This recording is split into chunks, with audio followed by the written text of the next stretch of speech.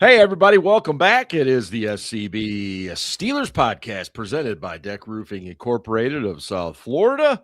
And we are very proud to be part of the Variety Sports Network, which continues to grow and grow. And, of course, the show comes to you live from the Frank Walker Law Studio.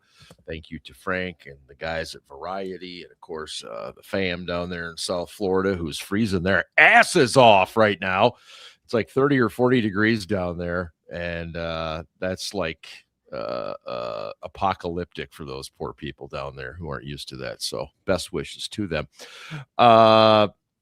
Ian, how best do you watch the Super Bowl? Do you prefer a Super Bowl gathering, or do you prefer to be in the company of mostly yourself? Well, I mean, considering I have 7 children, just watching it with my family constitutes a small gathering as it is. It's true. Usually we'll have like a couple families over and watch the Super Bowl. But for me, a couple families usually means like we're pushing 40 people, 30 to 40 people, because, all of our friends have their own household, man. So what do you expect? Yeah. All of our friends families over. They got 12 people too, and now you're 3 dozen. Yeah, that's pretty much exactly it. So, so a small gathering is usually, but for most people that would constitute a large party. I will say a small gathering for us is usually means like 6 or 8 adults and somewhere around 25 to 30 kids. So damn. And hello to Robert. Enjoy the Dominican, my friend. Holy cow, that's great, man. Much nicer there than it is where we are. Yeah, sure. That's awesome. Ben, how do you enjoy watching the game, the Super Bowl? I know you because you watch with a big crowd every week. I've done both. Yeah, I like to watch. Obviously, if the Steelers were in it, I'd be with a big crowd of people, but they're not. I think this year we're going to do kind of a smaller gathering type situation. I got a few friends that are on the wagon, and so I'll be drinking for them. No, That's fine. I can take that bullet for the team. Yes, I would expect. And so it'll be probably 6 or 8 people. Okay. But yeah, I mean, I've done both. I've gone to just like to a bar or a big Super Bowl party. That's fun. Yeah. Scarps, what is your viewing pleasure for the big game? I think it's the same as it is any other Steelers game. I want to be at the friendly confines of my couch or chair. I want quick access to a bathroom, quick access to a refrigerator. It's actually funny because my dad today was like, "Where are you watching the game?" And I was like, "We're going to fucking Vegas. What do you think?" And he's like, "Yeah." He's like, "Keep it up, asshole." I was like, "Where do you think?" I was like, "My daughter's gonna be in bed by 8, so she'll be in bed by the first quarter. My kid will be our son will be in bed by halftime." Yeah, I mean, like, what the fuck? So I don't know. That's the older I've gotten, the more I want less people around me when I watch the game. I Steelers especially. That's because you are a cantankerous old bastard. That's why. Oh, there's no question. But I don't. I saw a clip of Bill Burr years ago. Bill Burr was describing it. He was on an interview, and he was just talking about how awful the Super Bowl is because so many people that you're around, they don't watch football all year. And now they do, and they want to talk to everybody about it. Now they want to talk during the fucking game, and you're like, shut the fuck up. Yes, and I rewatched it today, and I just was laughing my ass off because I'm like, oh my God, that's me. I just don't want people talking to me during the game. I don't like it. Super Bowl's better when it's not my team involved. I can converse, but man, when the Steelers are on, just leave me alone. Scarves has a really good point, though, about proximity to the bathroom, refrigerator, and microwave. Yes, those. I mean, have they not pretty much made some sort of vessel now that? I mean, it should be like there. If you had like a little fridge right here next to your easy chair, and like a microwave on top of it, and then you got to walk to the bathroom, but they have catheters, so you could just take care of that right there if you had to. Slip on the old Depends. And maybe get up at halftime and that's it. I mean, that's devotion right there. Talking about devotion. Sorry, one other thing. Can I just throw in there for the Super Bowl? Sure, and this, I think, is the most important thing. My dad always said, wear Steelers gear on Super Bowl Sunday, because kind of like, the Jewish people leave an open seat. It's you wear Steelers gear, even if they're not playing, in the hopes that they're there next year. So could not agree more. Absolutely true. 100%. I was just going to do it anyway because it's football, but that makes sense. Yeah. And furthermore, I wouldn't have anything that would be similar to any of the teams playing anyway. I don't own any other gear. I'm not Snoop Dogg. I don't own jerseys from all the other teams. So fucking fake fan. In any case, let's talk about the Pittsburgh Steelers. Ian, what do you like about what Mike McCarthy has done in terms of assembling this staff? You asked what I liked first instead of what I don't like. Just because I want to go there first. Obviously, there's going to be some things we might be questioning, but what is something maybe you like about this staff so far, which is up to 19 now? Yes, it seems like he has assembled a group that combines both experienced, well-respected coaches around the league with some younger guys, some guys coming out of college, things like that. So there are a lot of people he has coached with before. So there is some level of comfort there, but I think he's done a fairly decent job of getting guys who are considered well-respected around the league and know what they're doing. Now, how it all comes together, we'll see. But I am encouraged that, I think somebody tweeted this week, it may have been Tone Diggs or someone like that, the Steelers now finally have a staff the size of every other team in the league 10 years ago. Right. Right now they have 19 and they're probably going to hire a tight ends coach. Right. That's 20. They're still going to have a small staff by NFL standards. I mean, they're going to have more guys this year, but what the fuck does a chief of staff do? Well, and I was going to get to that, but before I get to that though, Ben, where are the other areas that a team also has coaches? I mean, we have guys for every position. We have assistants for most positions. So where else are guys being hired on these coaching staffs? Guys, coaches have titles like run game coordinator, defense, pass game coordinator, defense, passing game coordinator. That's an offensive. Run game coordinator. That's an offensive coach. And then on top of that, you got an OC. You've got assistant head coaches that are typically senior coaches on the staff someplace, either on the offensive or defensive side of the ball. Steelers finally have one of those again. Haven't had an assistant head coach since John Mitchell, but apparently McCarthy rates both an assistant head coach and a chief of staff who, again, I don't know what the fuck he does. What's he going to do? All of the head coach's administrative duties? I don't know what they would be. So, I mean, and that dude, well, let's get to the part where we're talking about the shit we don't like.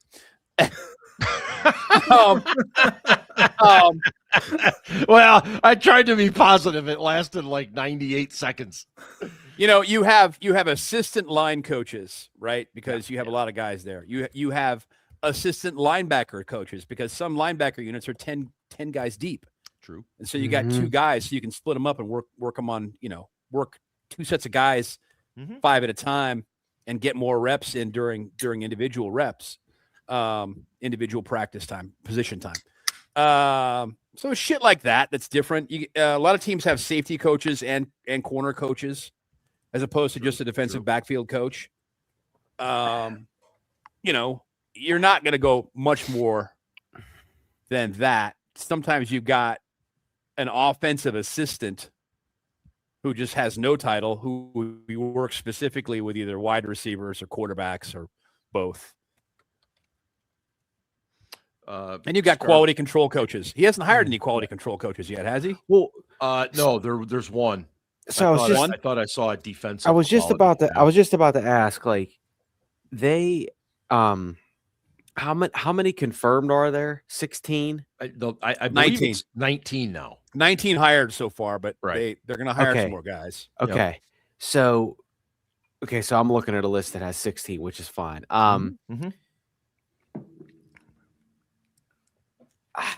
Okay, so what do I like about it? I like, first of all, hell of a guy. Me, big Mike McCarthy, and the staff he's assembling, hell of a guys. I mean, they're one of us. It's things that I like. I like the Tom Arth retain. I like that. I like that because me too. Because I look at this in several different ways. So I really hope Rodgers doesn't come back. Me too. But damn, Scarps, what's going on? 2 for 2, you guys. But if he does, there's familiarity there. I'd rather Rodgers go somewhere else because Mason and Will Howard Mason's been with Tom Arth 2 years now, I think, and then Howard's been with him 1 year. So if they do decide to go that route, there's familiarity there. Adam Henry, wide receiver, he has helped develop OBJ. He's helped better Jarvis Landry. Amari Cooper had arguably his best season with the Cowboys when Adam Henry was there. So I like that. James Campen's well respected. No relation to Adam Pac-Man Jones. Correct. or Chris Henry. Or Adam Thielen. Or Adam Thielen. Who seems like a nice guy. I mean, but, he was he did so much. What I miss? He's a hell of a guy, Scarps. Oh, thank you. He's a hell of a guy. Thank you very much. Jari Evans, Thielen, not you, but you too. Yeah, Jari Evans. I really like the Jari Evans hire. I feel that like that's a guy that could probably, if he does well, he could probably get an offensive line position in a couple years, which is fine because the whole point of hiring a staff is that they might get a better opportunity somewhere else, and who gives a shit? Yeah. Like we were always so scared to death to like we would hire coaches that were 1,000 years old or were never going to go anywhere else because that's just the way it is. Patrick Graham, his numbers, his defense's numbers aren't that great, but I'm fine with it. I love that Joe Witt Jr. hire. I absolutely love it. The Jason Simmons hire too. Like Joe Witt Jr. I'm going to sound like Tomlin right now. He's a been there, done that kind of coach.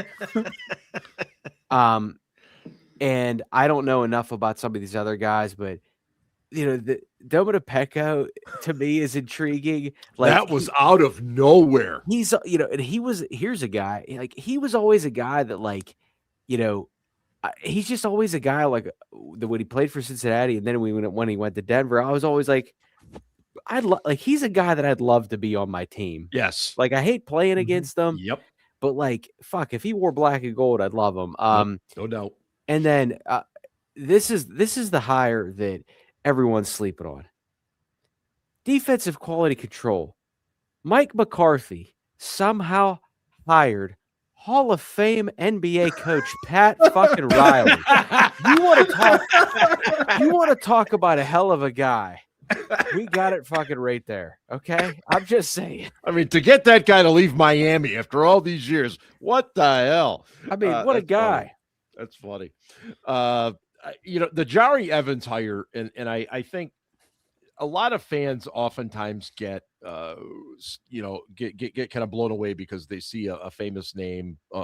And look, we know the history. The best players rarely go on to make the best coaches. However, there's something to be said about really good offensive linemen going on to be good coaches. And everything I've heard, everything I've read and seen about Jari Evans in his post-playing career has been really, really good. I think that's definitely a great hire. And so that's one I'm excited about too. Yeah. Ian, did you want to add to that? Domata Pecco has me blocked on the Bird app on Twitter. Oh, that's right. That's right. Yeah. That goes back a few years. Because a decade ago, when he went on TV and talked about how it was a big party when they beat Pittsburgh in Cincinnati. They'd party all week long, and everybody was so happy. I fired back and said, well, you haven't had very many parties, dude. You played them 23 times and you won 6. So 17 of the 23, you didn't get to have a party that week. If I were you, I'd fucking hate the Steelers too. I get it. He blocked me. I mean, that's soft.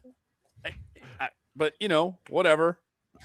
Yeah, well, he's a big, tough defensive lineman. He couldn't handle the online harassment from you. I guess. Bottom line. We'll find out, man. But yeah, that's a guy, honestly, I'd like to see him have an assistant defensive line coach. I think that'd be cool, because what you can do is split up your teams in individual drills. You can have 2 teams running through, and they can get more reps. So that's just an example of what we were talking about before. Right.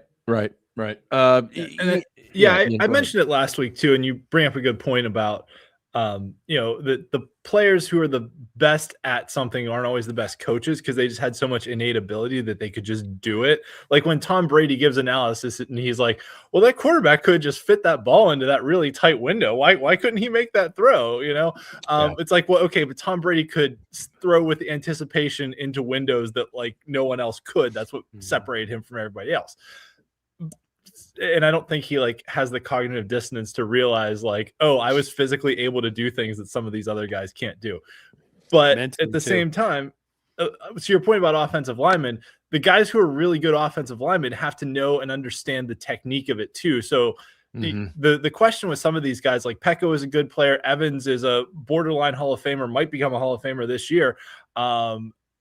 He was one of the best guards in football for at least half a decade. So I understand why he's a Hall of Fame finalist. But I think the question is, can you take what you know and teach it? Right.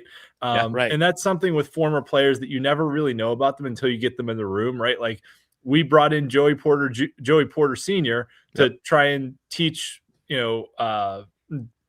Jarvis how to pass rush, and he couldn't do it. He could do it himself. He was really good at it, but he couldn't teach it. So there was that.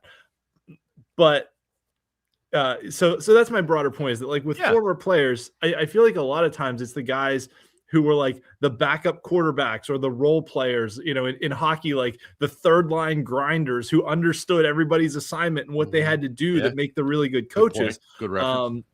Or even backup quarterbacks who mentally understood the playbook but couldn't physically execute it, are the ones that become really good offensive coordinators or even head coaches someday.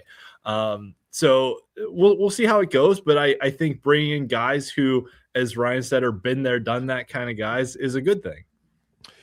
The guy that everybody seems to be talking about is Brian Angelico, the guy brought in from Minnesota. And Angelico, that Italian guy. Going down to Angelico's in a strip district, you get me one of them big meatball. There was no secret that the Vikings tried to keep him. Kevin O'Connell wanted him to stay there, and it wasn't going to happen. And obviously, when you're the offensive coordinator for Mike McCarthy, it's an important role. Don't get me wrong, but you're not calling plays. But nevertheless, I think that's a great opportunity for him to come in here. Great success working with some tight ends, but as Ben alluded to earlier, they're still going to bring in a specific tight ends coach. Ben, what does this guy offer Mike McCarthy in the way of, let's say, play design, offense, just helping him with play calling and stuff? Well, specifically looking at the way that the Vikings threw the ball in 22, 23, and 24, when they had better quarterback play, they were very successful. Now, granted, they did have good talent at wide receiver. Not great, but not great talent all those years, but good talent all those years. Yeah. But they also schemed guys open, which is something the Steelers haven't done in years. In fucking years. Yeah. So that's what I'd like to see them add. The fact that Angelico tends to favor tight ends, or has over the course of his career, that could work to the Steelers' benefit because he doesn't just want them to catch the ball. He expects them to block. Yeah, absolutely. So I don't really see Jonnu Smith fitting. Well, before we talk roster, I'll just throw that out. I don't see him coming back anyway. So me either. That's going to be a problem. Scarps, you mentioned Patrick Graham, and you talked about some of the numbers. Let me play devil's advocate for a minute with him. He hasn't had a ton of talent. I mean, he had Max Crosby, a couple other decent players, but I would argue though, just real quick, I would argue though, his offenses have kind of sucked too, haven't they? That he's had to complement his defense. Yeah, I'm not making excuses for him. I'm just trying to lay out what. Yeah, and here's the other thing that I think that we're gonna see in these, shall I call them, the growing pain years? Yeah. Is I think we're gonna find out how good certain players are, because they're not going to be doing the same things they've been asked to do, which, especially in crunch time, they don't do. Mm-hmm. So what is for example, does a Patrick Graham unit, is that where TJ Watt actually does move around? And we find out if Tomlin or Terrell Austin were lying, or maybe TJ Watt was lying. I think Cam Hayward is going to be fine regardless. Yeah. But does this allow, Peyton Wilson? Peyton Wilson. Does this allow him to excel in a better role? And also too, the other thing too is I think Peyton Wilson will be there, but I don't know. I don't know if TJ Watt's going to be here. I don't. As much as I think they're trying to run it back, I also don't necessarily know that they're going to, because they're already doing things that I didn't expect. Now they're not paying Mike Tomlin $16 to $17 million. By the way, Mike Tomlin has one of the best agents I've ever seen in my life. Dude was making $16 to $17 million a year and not winning playoff games. I mean, fucking sign me up. Sign me up, baby. Yeah. But Art, he's not paying the head coach that much money. I'd love to know what Mike McCarthy's making, by the way. But Art is expanding the staff, or Art is at least allowing to expand the staff because he has a little bit more flexibility, has a little bit more money. So we're going to learn a lot about our coaching staff. We're going to learn a lot about our players. And I keep saying this. If you're a Steelers player fan before a Steelers fan, I think you're going to be upset by the time the ball is snapped in week one. I'm just saying. People were pissed off in 2007 when Joey Porter was let to walk. Fair. For example, they got over it. They're still Steelers fans. In fact, Joey's still a Pittsburgh Steelers fan. So yeah, he really wants a job. If TJ Watt asks, he does. If TJ Watt asks for a trade this offseason, I can't blame him. I mean, do you want to sit through another, a rebuild? And that's basically where we're at now. We don't really have a quarterback of the future. That's the reason I hope Rodgers doesn't come back. The team needs to move forward without him and try to establish some kind of a younger pipeline there. I don't want to try Will Howard. Sorry, Aaron. I think that he will fail miserably, but at least that would be something different than investing more in a guy that is in the backside of his career and isn't going to get better. He's going to get worse every week. Yep. And can't stay healthy because he can't move in the pocket. So he's going to get hit frequently. He's going to get injured. It's just, I think they need to move forward. But setting all of that shit aside, what Scarps was talking about on defense, I don't know if we're necessarily going to find out that anybody was lying per se, but we're going to see some different things, and you're going to see players put in different positions. For example, Nick Herbig. who, the rumor is, oh, he wants to be traded, he wants out, blah, blah, blah, whatever. Dude, I think he could play inside outside, similar to like Chad Brown used to do, right? Back in the day. If they played more of that 3 outside linebacker set, let him rush, but also let him play, run blitz, kind of a run stopper using the run blitz, not just as a pass rusher. I think he'd be effective. Does he have any interceptions? I know he has fumble recoveries, but does he drop into coverage very often? I don't think I recall seeing that. But, dude is going to be a good player. They need to extend him this offseason. They don't have a choice.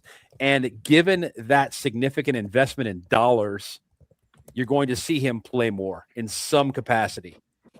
I think they're going to – well, they'd be stupid if they let him walk. But I think they're going to sign him to a substantial contract this offseason. I don't know. He may want to bet on himself and go into the year and not have a contract and be a free agent at the end of it. Because edges are making, $40 million. Right. Big bucks. So, what if the Steelers offer him 20, maybe he goes, yeah, no. Yeah.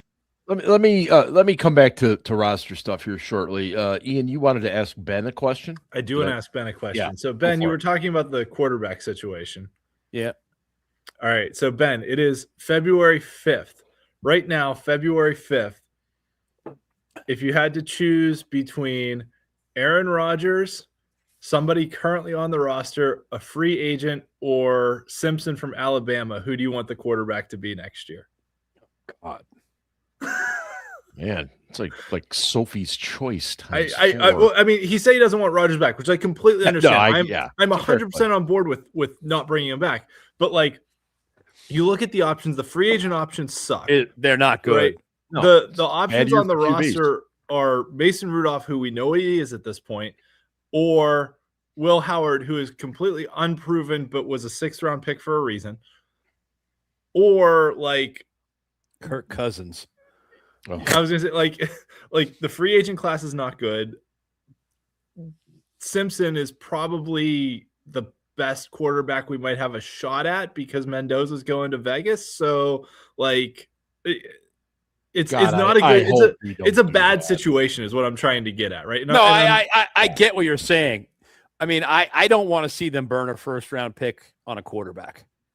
I agree. Yes. I want to see them use that on a wide receiver or a corner. Mm-hmm.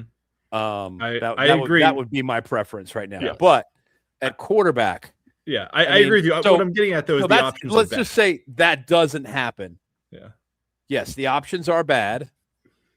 Dan picked up on what I was laying down though. I'm not saying Aaron Rodgers. I'd rather do seriously anything else. Would you rather have Rodgers or Cousins? Oh, fuck, dude. Really? When you want Rodgers, Kirk Cousins can't. No, I'd rather have Rodgers. I'd rather have Rodgers than Cousins. But, I mean, there's got to be somebody like halfway decent. I don't know. Shut up, Aaron. He is not. Well, Kyler Murray, no. I would just like to remind everyone that Aaron is Kyler Murray. God no, on painkillers for his ACL surgery. Who else? So who the hell knows what he's going to say tonight? Yeah, he would say that shit if he was sober. I know. He says dumb shit about Ohio State players all the time sober. So no. Hey, look how excited he gets you. Yeah, whatever. Fuck, man. You know what? You're right. It's a terrible situation. It's a horrible situation. I mean, in a perfect world, Mason Rudolph turns into the 1st-round talent guy we thought he was going to be, but that ain't happening. No. Mason sucks. Or Will Howard, I suspect, is worse. He's going to get opportunities, and he should, but he's not. I'm with you. I have no expectation. Simpson, I have zero faith in. Oh, God, no. He had a nice little stretch there for about 5 or 6 weeks at Alabama, but I mean, you guys got 15 career starts. I would prefer something a little bit more. I think the Steelers thought this was going to be a good quarterback class, and it's just not. Look at next year's. Next year's looks absolutely loaded. Assuming Arch Manning, Dante this time Moore. last year, February of 25. Exactly. Next year's class looked like it was absolutely loaded, and guess what? It's not. Right. And yeah, that's a great point. We sat here a year ago thinking, "Oh man, we're going to get our QB next year," and no, not happening. Oh man, no. Although I kind of like that kid from North Dakota State. Not gonna lie, I love the athleticism. He's intriguing. He really his accuracy is shall we say inconsistent. But man, big arm, big guy, runs like a fullback. You know what? You know whose accuracy was inconsistent because his mechanics were terrible when he played in college? Josh Allen. But he had the big arm. Yep. So they took a chance on him, and he turned into a really good quarterback. Yeah. Ian, what did you want to say? Yeah. So Claude asked this question in the chat, which I want to address. He asked the better coaching staff, Steelers or Ravens. Oh, I've got breaking news on that, by the way. Gets into what I don't like about the Steelers staff that Mike McCarthy has assembled, that it seems like the prerequisite for being on Mike McCarthy's staff is either you coached with Mike McCarthy before or you coached at Pitt. So considering the Ravens have not done a bunch of nepotism hires, I'm going to say that the Ravens have a better staff right now, but that's what I don't like about this staff. It's all either guys McCarthy has coached with before or guys that coached at Pitt. And it feels like a bunch of the same kind of nepotism hires that we've been doing over and over again, right? And this is what coaches do, though, Ian. You know this. I know. Do. Yeah, they hire guys they know. They hire guys they know and that they trust. Yeah. So, yeah. I mean, but this isn't a surprise. Even Angelicchio, right? However you pronounce it, right? Angelicchio. Angelicchio. Yeah. Not only was he in Green Bay, right? He's been all over. Right? Well, D'Amato Pecco was a defensive assistant in Dallas. That's how McCarthy knows him. Yeah. Last year he coached at he coached for Dion. Yeah, in Colorado. Do you know what his Angelicchio, whatever, what his first NFL job was? It was in Tampa as the tight ends coach, under offensive coordinator Mike Sullivan, who was just in Pittsburgh for a long ass time. Right? Like, I mean, these guys all have ties to each other. Oh yeah, but Old Boy Network. Yeah, it with this whole coaching process, I think this is what had me the most, discouraged about the whole thing of bringing in McCarthy. And once again, it's not Mike McCarthy's fault; it's Art's fault. Right. But it just feels like we're just retreading, the same kind of things. We're not bringing in necessarily people with new ideas, and maybe a couple of these guys, a couple of the younger guys have some new ideas, but it seems like it's just setting up to be more of the same. I want to ask. It really depends, Ian. Hang on, I just want to put something on the end of hold the fuck on real quickly. What? No, go ahead. I joked. I said, "Hold the fuck on." Double. If McCarthy runs a staff where it's more of a collaboration, where everybody's got a voice and everybody can say, "Hey, why don't we try this?" and it gets consideration, then great. I think one of the issues that Mike had was that his defense became stagnant because he was too insistent upon running that. You know what I'm saying? And he didn't take in those other points of view. That's all. So if it's a collaborative kind of an environment, it'll work. Right. And if it's not, then those new ideas will never get in. And those are things we're not going to know for a while. Scarps, I wanted to ask you, did you have an opportunity to maybe talk through one of your channels at all to Danny Smith and get his reaction about moving on? It couldn't have been easy for him. No, I mean, I didn't. I didn't. My dad talked to him, but yeah, I didn't really pry. okay. I do think that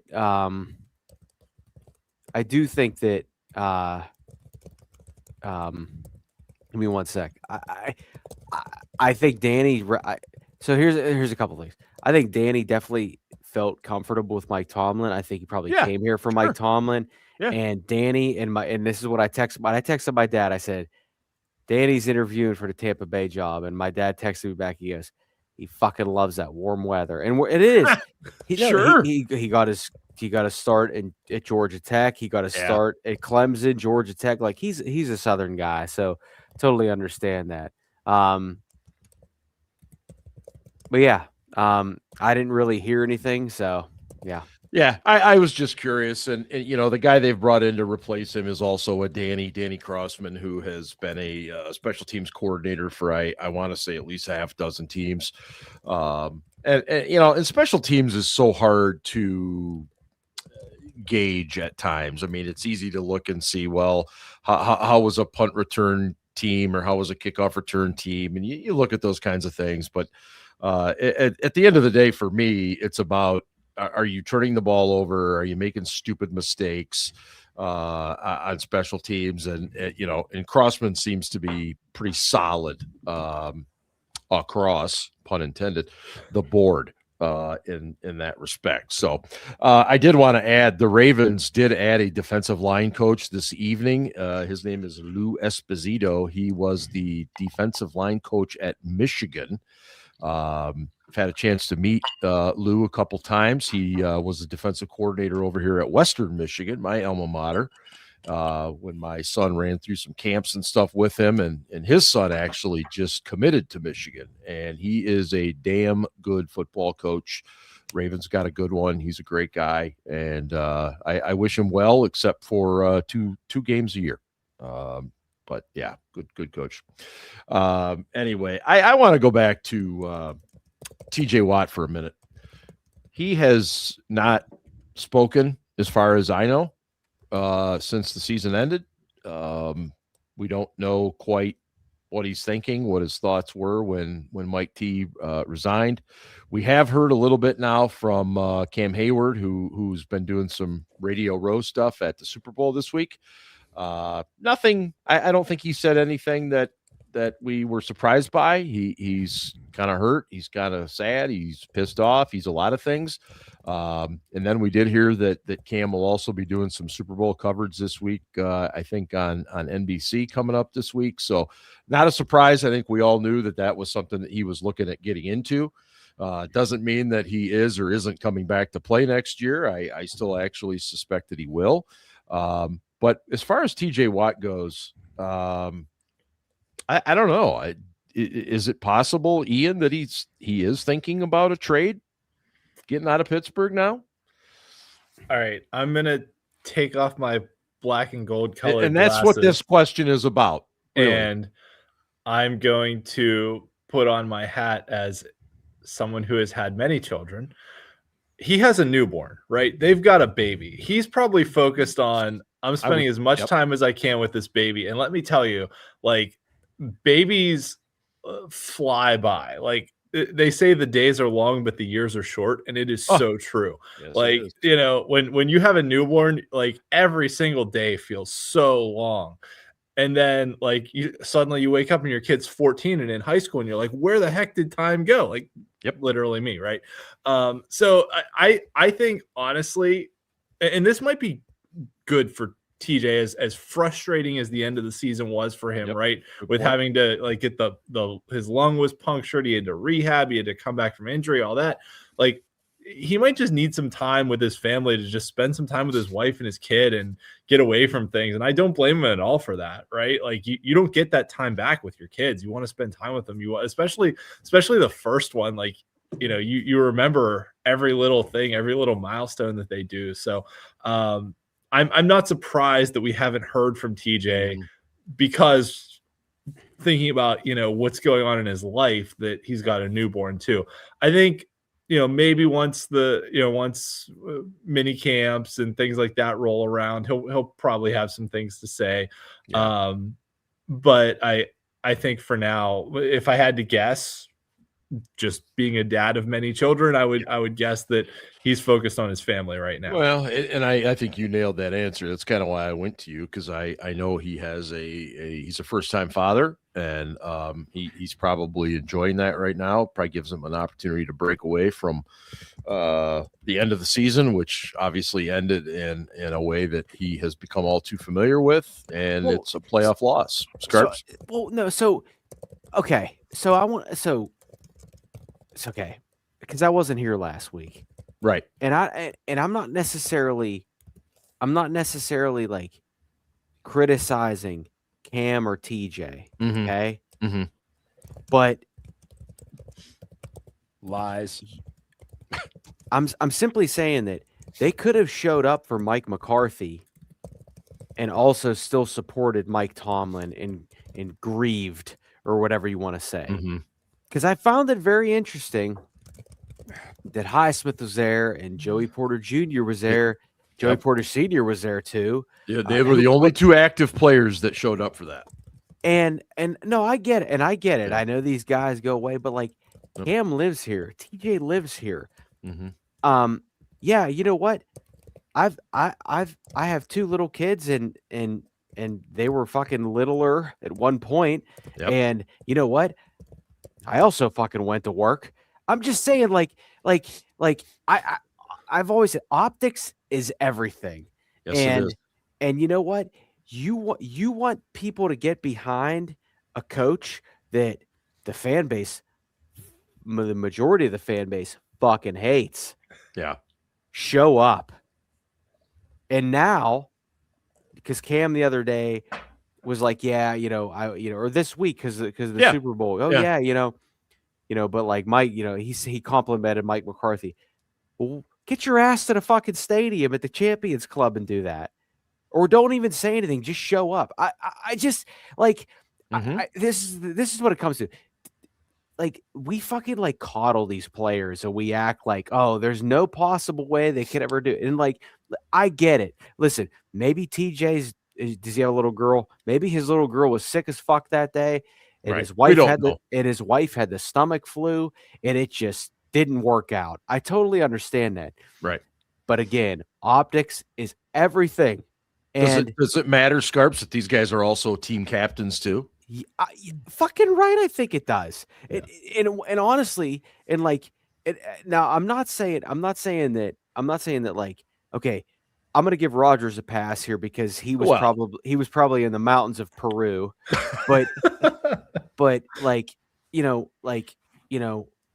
I didn't expect a Mason Rudolph or a Will Howard to be there. I mean, what the fuck? Like, whatever. I just like. I think there has to be like some sort of like, what are the Steelers built on? Consistency, continuity, 3 coaches since 1960, 4 coaches since 1969. So it's like, again, Cam, like, I'm not asking you to talk and say Mike McCarthy's the greatest coach ever, and but just fucking be there. And you know what? And I say this, Joey Porter Jr. absolutely went up in my book, and Alex Highsmith absolutely went up in my book to be there. And whether PR said, please guys, be there for this, I don't care. They showed up. Because you know what? Because I'm going to say this.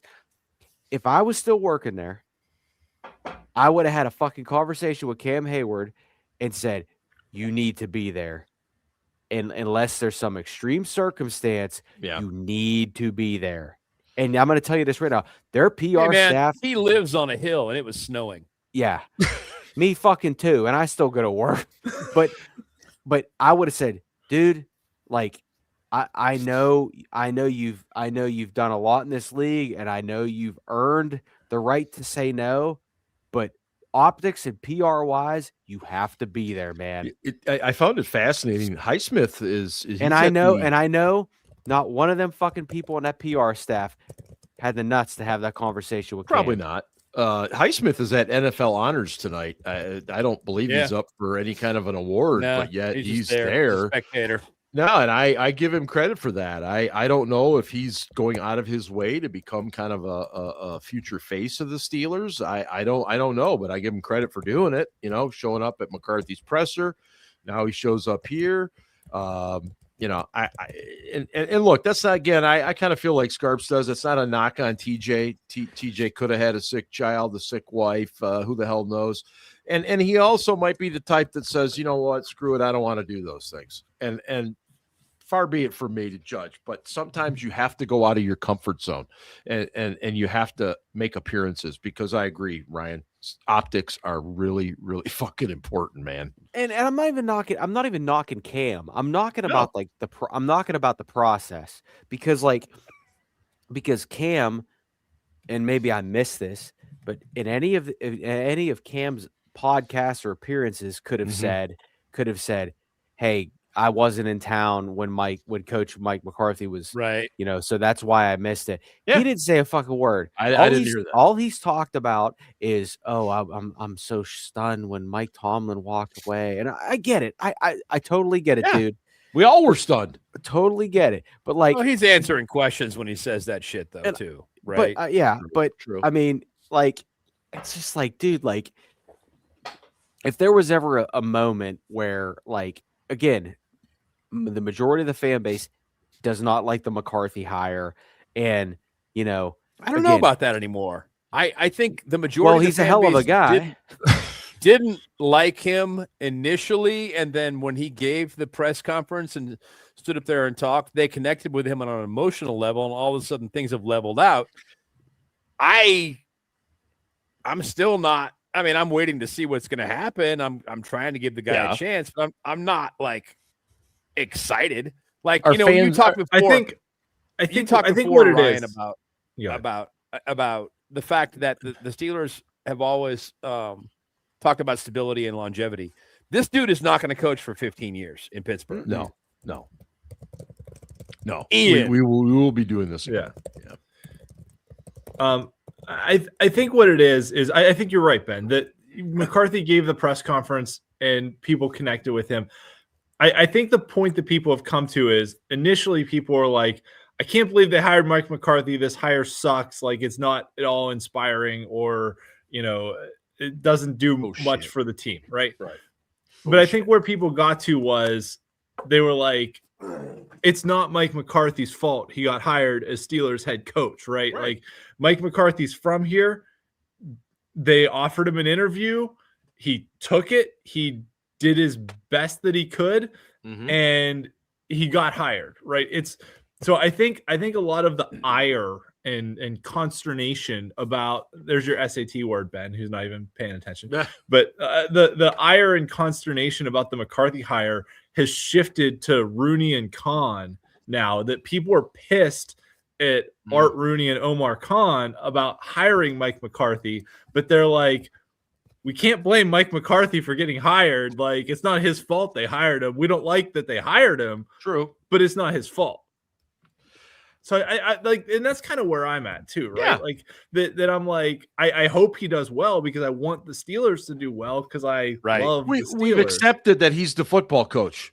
Yes, whether we like it or not. Coach. Shock and denial, and we've gone into acceptance, is what you're saying, Mark. Yes, and we've shifted. You missed this because you were plugging in your computer, but we've shifted the blame and the ire to Art Rooney, right? It's like, if this fails, it's Art Rooney's fault for hiring him. It's not Mike McCarthy's fault for getting hired. Yeah, you've only been saying that for 2 weeks, Ian, but it's fine. Yeah, but shit, who could blame Mike McCarthy? I mean, we all know the story. He swept his dad's bar before he went to church on game day. Really? Was that on Sundays or on Fridays? Either or. I can't blame him. I'd want the job too. Did they have fish fry at the bar during Lent on Fridays? They did, and don't forget the tartar sauce. What kind of fish was it? Was it like cod or pollock or? I'm guessing a cod. Tilapia. Tilapia is delicious. Whoa, that's too fancy. This is Greenfield we're talking about. This is true. Therefore, it was likely cod. Yes. You know what? Tilapia is not expensive. It's actually a fish. It's a very good. If you go to fish fry here on the West Coast, that's kind of what you get, because it's pretty cheap here. Nice. Farm raised. Okay. Yeah, indeed. Couple other items. Rodger Goodell is dead set to. Well, I think we've known he's a dick for a long time. They are adding another international game this year. Scarps, how many years before we have a franchise that is based not in North America? Great question. Don't you guys think Toronto and Mexico City are first? I would certainly think so, Ben, but man, London seems like Munich. I don't know. No, I said this the other day, and it wasn't a joke. And I just want fans to be prepared for this because the NFL is going to be playing a game in the Middle East in the next 5 years, and I'm going to say I'm going to say Saudi Arabia. I'm going to say 2. Qatar, Saudi Arabia. So I just want fans to be prepared for that because like this is there is much more at stake than this. Anyway, so that's my first thing. Well, I mean, as Ian has pointed out several times, they have those soccer stadiums sitting empty. Is that in the UAE or Qatar or both? Anyway, they got soccer stadiums sitting empty. So I mean, they could just have them play there, I guess. Qatar or Qatar. Qatar, either one, yeah. Qatar. Is that like the movie was Breaking Away where they rode the bikes around the track? And sorry, I think that was in Indiana, actually. Ian, do you think there will be a franchise overseas within the next 5 years, 10 years? It wouldn't shock me, and if I had to pick one, originally I had always thought Buffalo to Toronto was the easy. Seemed move, like it. It seemed like they stabilized. But considering Shad Khan's investments in the Premier League and in a lot of stuff over in England, like Jacksonville to London is not completely out of the question whenever Jacksonville needs a new stadium. And so what's the time difference East Coast to London? 5 hours? 5 hours, I believe. Yeah, it's bad. Dude, it's not good. I don't really know. I mean, I think eventually it's going to happen anyway. I do too. Until supersonic flight yeah, becomes a commonplace thing again. I don't see it happening again. I don't see that being a reality until that happens. I have always said, and I'll say it again, you guys have heard me say this a lot, but the best scheduling format should be 8 home games, 8 away games, 1 neutral site game, whether you play it internationally, whether you play it at a college stadium in the US, whatever it is, right? Well, I think it's going the international route. Maybe it is international, right?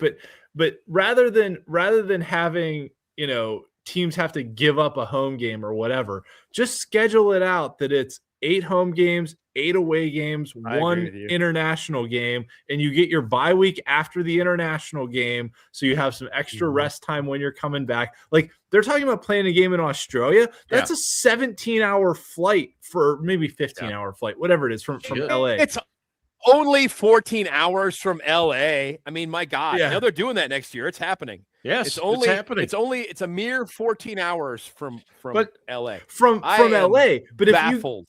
If you send the Giants to Australia, right? What are they going to do? Are they going to fly over Asia instead? Jesus. Yeah. Actually, I had a friend who studied abroad in China, and his flight to China went over the North Pole because apparently that was the easier way to go. Shortest distance, 2 points. Yeah. But no, I did a study abroad trip to New Zealand, and it was 12 hours from LA to New Zealand, but that wasn't counting like Pittsburgh to Chicago to LA. Right. Like it was, it's well, and here's the other thing that I can see too flight. is like let's say you get the Rams and the Broncos, let's say, okay, middle of the country. They play in Australia. All right. They know coming back they get their bye week. Is their bye week the same as if the Bears their bye week isn't off an international game. It's just off a regular old game here in the States. Is it the same? Because now you're dealing with jet lag and you're dealing with getting back. I mean, I can already hear the arguments. And if people say, well, they didn't have to come back from Australia, Sure. So and, I and agree. They wouldn't be wrong if they Right. said it. Right. And they're talking about 18 games, and the NFLPA is going to fight them, and they're starting to. Apparently, they want to push back on Thursday night games now. They are going hard on that. I hate them. Those games suck. Yep, they do suck. Yep, and I think what we're going to see, one, are quote unquote load management games where players beyond a certain number of years in the league are going to be required to have a week off during the season. And two, you're going to see 2 buys. So we're going to have 2 buys during the year, and guys who've got, let's say, more than 3 or 4 years in the league are going to get a load management week. This guy's off this week. Load management. I never dreamed you'd hear that in the NFL. That sucks. That load management week, because I just how can you buy tickets for a game? Like, let's say exactly. How the fuck are you and your favorite player's not playing that week? No, you're dead on, dude. Right. That's exactly it. Like, you look at the Steelers schedule and you see, we've got Kansas City and Buffalo coming. Okay, we've got Patrick Mahomes and Josh Allen coming. Mm-hmm. I'm gonna, whatever. I'm gonna try and buy tickets to that game to see those players, and then they take that week off. I mean, obviously injuries can happen, but that's part of the game. That's right? part of the game. But it's the same thing with the NBA and load management, right? That you get Kobe's last year, people bought these tickets to go see the Lakers play, and then it was Kobe's off tonight, so he's not going to play, and people I spent all this fucking money. Sidelines in a he's on the bench in a fucking suit, right? Right. Yep. And the same thing's going to happen with LeBron whenever he does his, farewell tour, although he doesn't really. It already happens now, dude. He takes games off all the time. Yeah. Yeah. You guys bring up great points, and they talk about so Terry, it's a great comment, and I've talked about this for a long time. So I basically, and I have to go back because I've had some drinks, but get back to your point. I think that there will be a Canadian NFL franchise soon. That's where I think it goes. I think it goes. Why aren't they playing games there now? Because they're playing everywhere else but Canada. Right. Quite frankly, yes, Donald Trump. There's tariffs. They're terrible. No, I think it'll be. I think there will be a Canadian team. I think it'll be Toronto. I think that's logical. And then I do think there will be, I think a team in Mexico City would be logical. And then I do think London could be an option. But getting back to Terry's point about the bye week, and I don't know the exact way it could work, but basically, 18 games, each team gets 2 byes. Yep. 1 week, the whole AFC is off. So make just alternate them each year, like week 9, the NFC's off, week 10, the AFC, and then switch it the following year. Week 8, the AFC's off, week 9, the NFC's off. Yeah. So that in that instance, those are division games. So in week 8, when the AFC is off, you have division games for the NFC, and then the next week the NFC is off, and the AFC. So I mean, and then you do it. Week 8 and 9, and then you do it week 14 and 50. I don't know. I'm just saying, it's definitely doable. It's definitely doable. I just not only is it doable, this shit is inevitable. And you know what? The fucking players are gonna fucking sign on that dotted line because the fucking salary cap. I'm coming in hot this week because I missed last week. The fucking salary cap's going up fucking $30 million. Some million. So I mean, Christ, by the time they get an 18th game, the fucking salary cap's going to be $375 million, if not more. And And they'd be able to end the season likely on President's Day weekend. Yes. Yeah. And who wouldn't love to enjoy that Monday off after a bunch of cocktails on Super Bowl Sunday? Yeah. Here's what I'll say though, and I don't like the idea of an 18th game. 16 was perfect. 16. Oh yeah, I'm with Mark right? Malone all the way. If it were up to me, we'd be back at 16. Screw the international games, but I know that's not happening. Yeah, if it was up to me, we'd have 16 NFL games. We'd have 64 teams in the NCAA tournament. Like we'd have no NBA play-in game crap, but whatever. Okay. Yep. That said, I understand Ryan's point about Toronto and Mexico City. The worst case scenario here is if the NFL decides to have expansion teams and go to 34 teams instead of adding games, right? Yeah. Expansion teams would completely just screw up. They have a perfect thing right now with 32 teams, 4 divisions of 4. Like it works so well. Oh, and you can't go to 34. 34 just doesn't work. It mathematically doesn't work. If you add teams, you would you have to go to 36. 36. You have to go to 36. And that would be, oh gosh. It would be bad. 36, you'd have to go back to 3 divisions with 6 teams in each division because you'd have to go. Yep. 18, you'd have 18. Yeah. It would be, yeah. The Steelers this week are playing at the Santa Fe. I mean that's a divisional game against Arizona, right? The other thing I would say, and I sent this to you guys in the chat earlier this week, was I sent you the stats from Peyton Manning in 2013 and how in 16 games he threw 55 touchdowns. Mm-hmm. Right. And I'm looking at almost 5,500 yards. Yes. Yeah. And I'm looking at the single season passing touchdown leaders in NFL history. And I'm only Aaron Rodgers threw 48 in 2020, so that would have been 17 games. Matthew Stafford threw 46 this year, that was 17 games. Yeah. But the bottom line is that these guys aren't necessarily performing better with an extra game. You'd think it, yeah. In 2020, Rodgers only even played 16 games. He didn't even start the 17th game. So it's like you're adding games, but is the product any better? I don't know if it is. And to your point about like that load management, which is what forget it. Which is I'll say that. That's what I have every morning after coffee is load management. It's kind of like, okay, why would I put a guy who might get hurt even more out here if I don't have to, because I have an extra opportunity to get in the postseason. It's just like, it's a slippery slope. But at the end of the day, it's all about revenue and it's all about money. And I don't know if you saw the article this week about basically the NFL basically pays nothing to host a Super Bowl. I don't know if you saw that. Yeah, dude. What the hell? Nuts. Like they're basically like, okay, please beg me to play the big game in your city. And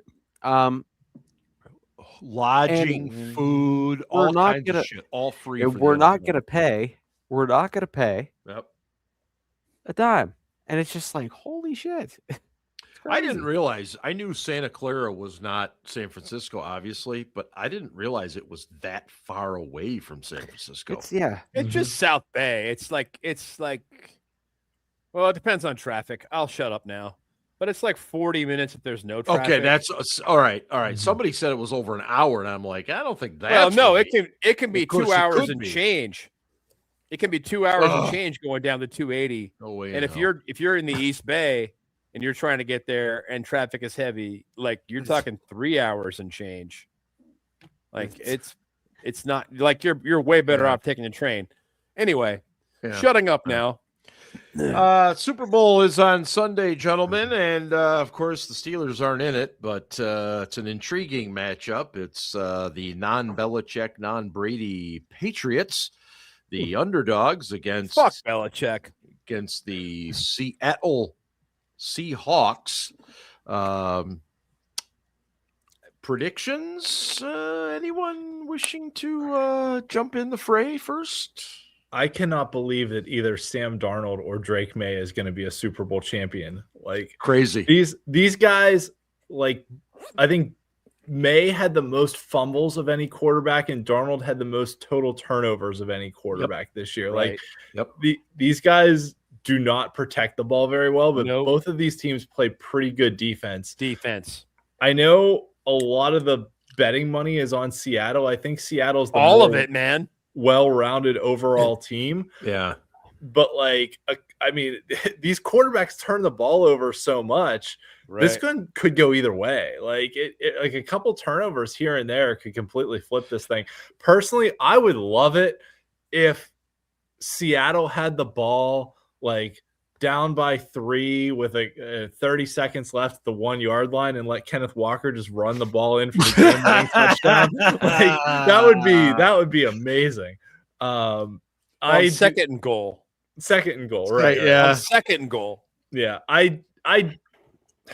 one of the principles I always live by is that I don't want to see anyone better what the Steelers have. So I don't want to see New England get their 7th Super Bowl. So I will be rooting for Seattle to win this game because I have to pick one of them. Yeah. And this is probably one of the weird thing about this matchup, though, is this is probably the most likable New England team since 98 when they went and played the Packers. Well, I was going to say since the Steve Grogan, Tony Eason, 85 Bears, they got annihilated though. Definitely the most likable team this century. Yes. Well put. Yeah. Hey, Curtis Morton was from Pittsburgh. He's from Pittsburgh. Did you know he went to Pitt? Yeah. And older dice. I'm just saying. and also, like, I can appreciate what Seattle has done. Like, offensively, schematically, they are very good. Like, you would think looking at them on paper, defensively too. Defensively, they're better. There, hold on, but offensively, you look at them and you're like, okay, if we take JSN away, they don't have a passing game, but they find ways to scheme the guy open. Like every single week, you're like, tight ends. He can't keep getting away with it, but he does. Like JSN is really friggin' good, and Darnold has been able to be efficient in the offense and make it work. So, I mean, at some point, this Sam Darnold turned back into a pumpkin, maybe. But yeah, and Ben's right. Defensively, Seattle is absolutely outstanding. They picked Nick Emanwari, who I absolutely loved, with the DK, basically the DK Metcalf pick. And you can go back to our draft episodes and hear me, saying resounding praises about Nick Emanwari. But yeah, I mean, all over the field, Seattle is just really good. So do I sense a Seattle prediction from you? All right, yeah, I'll go Seahawks 27-24 Seahawks. Ooh, wow. Okay. Close and low scoring. But yeah. So the Pats or the Pats would cover that. What are they? 4.5 underdogs? Something like that. Yeah. All the money's on Seattle, right? It's going to be close. True. Ben, what do you got? Really? You're going to make me do this now? Well, I can go. Scarps, go ahead. All right, great. Scarps, thank you. Scarps, go for it. Yeah, I see two teams that have gotten hater. Doesn't even start fucking talking. Here's a guy that sees two teams. I see two teams that have gotten back to the top of the mountain in different ways. Yeah. The Seahawks have had only one losing season since 2012, and that was a 7-10 season in 2021. I see the Patriots, who had two back-to-back 4-13 seasons, and they're back. Seahawks actually traded their best wide receiver to the Steelers. but they invested in Sam Darnold, and that was a big risk because Sam Darnold has been up and down more than my ex-wife. And then you got the Patriots who were terrible and, moved on from a Hall of Fame coach, moved on from, a guy, Gerard Mayo, who was there for a long time. And, and Robert Kraft said that was a really tough decision. And I understand what he's saying, but two teams that have gotten there differently. I agree with you guys that this is not a unlikable Patriots team because Mike Vrabel played for the Steelers. He helped them get some playoff wins, but I think this comes down to defense, and I think Seattle has the advantage here. But there's one thing that caught my attention, and I saw this reel when the Patriots were playing in Denver. There was an NFL Films mic'd up moment where Drake May was talking to Josh McDaniels, and Drake May was like, Drake May basically was like, this is hold on, Aaron. I don't have an ex-wife, Matea. I have one wife, and she's fucking amazing. Anyway, it's my alias. And basically Drake May, and it sounds, based on stuff that's come out, Drake May's battling injury. Yeah. He's battling, sickness. And he basically was like, told Josh McDaniels, like, this is fucking hard, bro. And Josh McDaniels said, yeah, I get it, dude. And he laughed. He goes, but like, we're so many minutes away from the Super Bowl. And I'm going to say this. Do you know who would not have looked at Josh McDaniels and said, this is hard, bro? You all know who I'm talking about. Tom Brady. Oh, I thought you were going to say Scott Zolak. No. Yeah. My point being, he wouldn't have said it either. But my point being is that I don't think Drake May is ready for this. But a guy who is ready for this and his fucking seen ghosts, he's had to deal with those jag-off New York media fucks. He's been cut more times. I was about to go to no, he has. I didn't say it, but he's been forget it. He's been cut more times than Ross Ventrone. All right, there we go. Okay. That's horrible. I wasn't going to go there. And I look at, and you know what? Sam Darnold exercised those demons last week against the LA Rams. This is long-winded, but I got the Sea Squawks 23-16. All right. Ben, what do you got? I'm really shocked that Scarpino picked the Seahawks to win this because I thought he was going to be a contrarian, and because the Seahawks are the favorite and roll with the Pats, which is what I'm going to do. In the last 14 Super Bowls, the lower seed has won 12 times in a row, or not in a row, but 12 of the 14. 12 of the last 14. Yeah, sorry.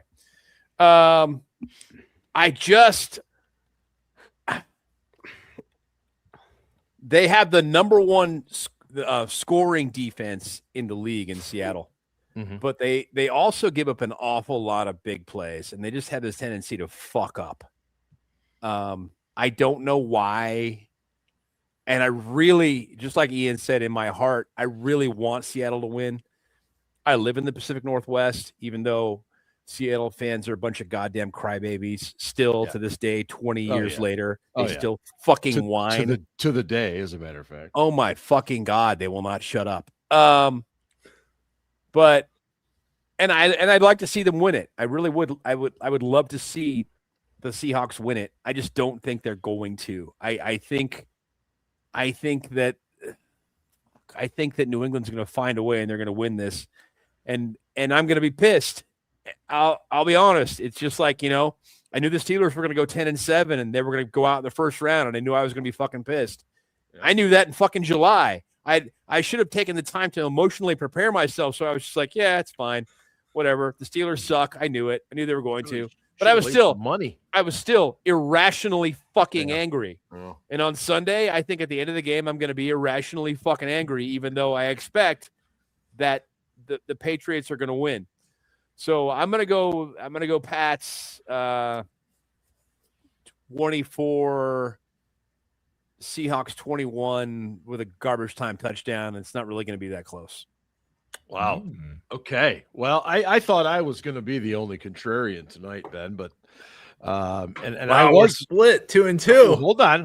I fucking hate the Patriots. Well, for the record, I'm just talking about what I think is going to happen. Right. I hate those fuckers. Obviously, I do. Did you have a score? I'm sorry, I had to pee. He 24-21. He said 24. Okay. 21. Yeah. I think that number one, I was going to cite that same statistic you did about the lower seed in the last 12 of the 14 winning. But this year has largely sucked for Steelers fans. And I think it's only going to be made worse with New England getting number 7. Why not just put the cherry on top? I was really hoping you would try to give me something to be optimistic about, you fucking asshole. And I think what happens is I think the ghosts will come back for Sam Darnold a little bit. I think Drake May will do more with his legs than his arms or arm and do just enough. But I see a real funky kind of a game here. I think this is going to end up like I'm going to say 1916, something like that. Just a couple of field goals, maybe a 2-point conversion thrown in there somewhere. I don't know. I just think New England finds a way, and it's going to piss me off, but it'll, like I said, it'll be the cherry on top of a perfect shit Sunday that we've been dealing with all year. Did you guys see the bit on what's his name's show? God damn it. Fuck, I can't remember. Anyway, it was all about the marketing they did for the Super Bowl. And, yes, and the two players out the very front. Two players that were the closest were Darnold and Drake May. Yeah, and like there was one player from all 32 teams, and they were all looking inside at Levi Stadium and the Super Bowl trophy, and like the two closest guys were the two quarterbacks who actually made the game, and the guy who was actually closer to the stadium or the trophy was Drake May. And so the conspiracy theorists are like, yeah, well, they're telling us what the script is. It's already been scripted, and the Patriots are going to win it, and blah, blah, blah.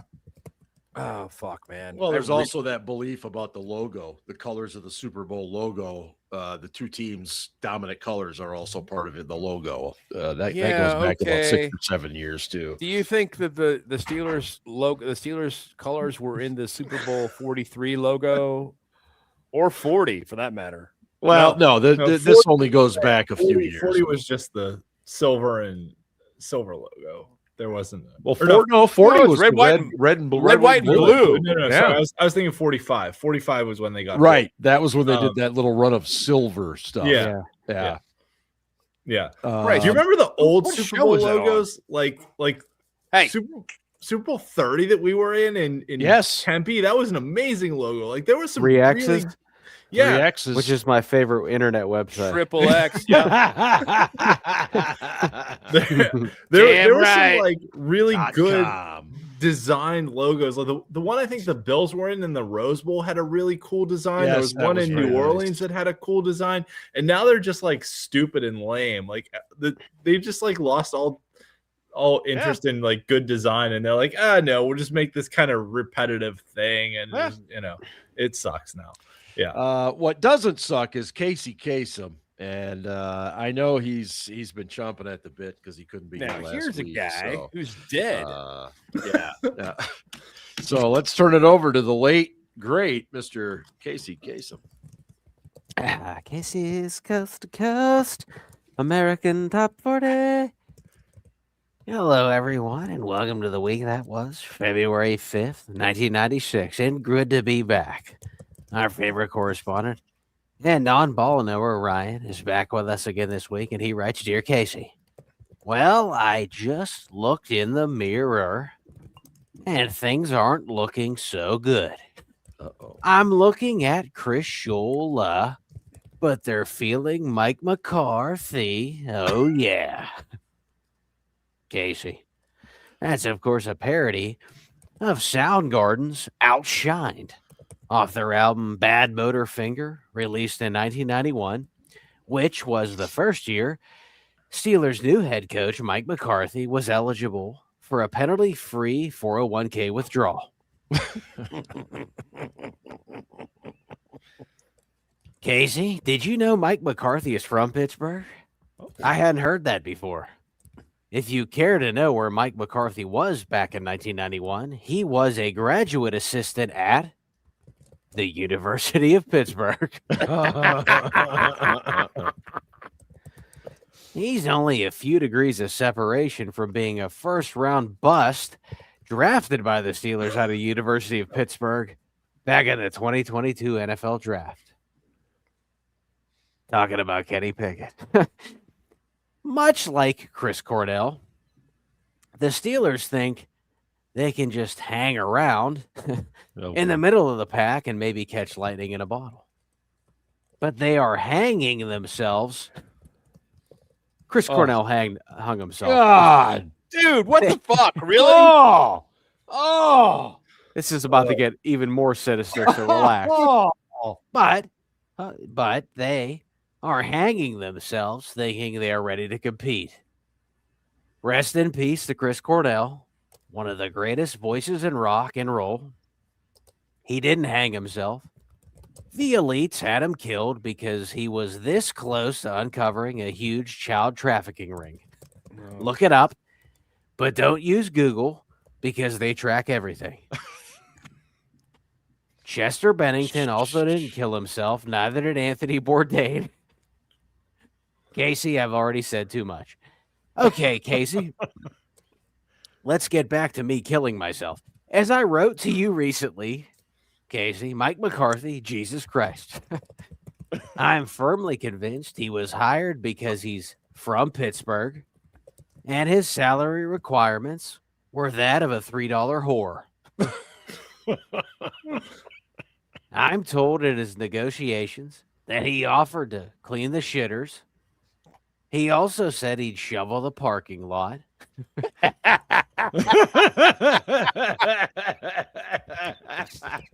And if he couldn't, he knows a guy. And he would also handle all HVAC operations at the facility. Took over for Spillane. Casey, he's a hell of a guy and a hell of a coach. But does that mean he's the right fit for this team? I just don't know, Casey. Something feels off, and I have a theory. And before I go any further, I just want listeners to know that I am going to hell. We know. So this next part is par for the course. When I was watching Big Mike's introductory press conference, I kept getting distracted. Oh. And it wasn't his Yinzer accent or that Big Mike no longer has a neck or that he could have played Gilbert Grape's mother, but the movie would have been called What's Big Mike Eating? Or not eating, for that matter. And then it hit me, Casey. Big Mike McCarthy's eyes go two different ways. What? Oh, boy. Look it up after this. Uh-huh. It's like one of them is looking at Heinz Field and the other is looking at PNC Park. He's got eyes like Randall from Monsters, Inc. I thought that was funny. I thought there'd be that's a good reference. Oddly enough, Randall is voiced by Steve Buscemi, who plays the prisoner in Mr. Deeds, who has crazy eyes. Perhaps it's not a bad thing, though, Casey. Surely Big Mike will be better at challenges than Mike Tomlin because Big Mike can see the whole field without turning his head. Jesus. Wow. Whatever. Oh, wow, dude. But he's Big Mike.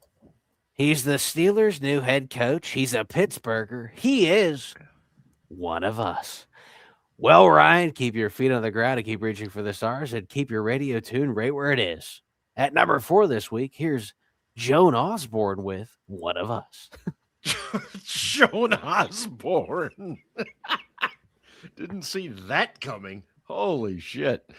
Oh my God. You can tell it's the off season, boys and girls. I feel like I should have got home last week, but I couldn't, the concierge couldn't find my coat. Well, that's a bit of a problem. Yeah, especially as I feel like that might have hit better last week. You know what? Nobody's perfect. We wouldn't have wanted you freezing, nobody's perfect. Having had a few drinks. Anyway, next week we'll start getting into some roster talk, start talking a little bit about the free agent plan and what that means for the draft and all that other good stuff. And I apologize, we didn't talk about the flag football game that the NFL put on this week. In fact, I think somebody just scored again. In any case, thanks so much for being here with us tonight. We appreciate it. We love that you guys are here with us during the off season. And never noticed that before. Just loved it. So for these guys, I will put an end to this. Thanks so much to DEK Roofing. Thank you so much to Variety Sports Network. And of course, Frank Walker Law. And as always, go Steelers. Ravens suck. Okay, Ian really has to. Ian's a really angry typist. Oh my God. Why? We've had some drinks.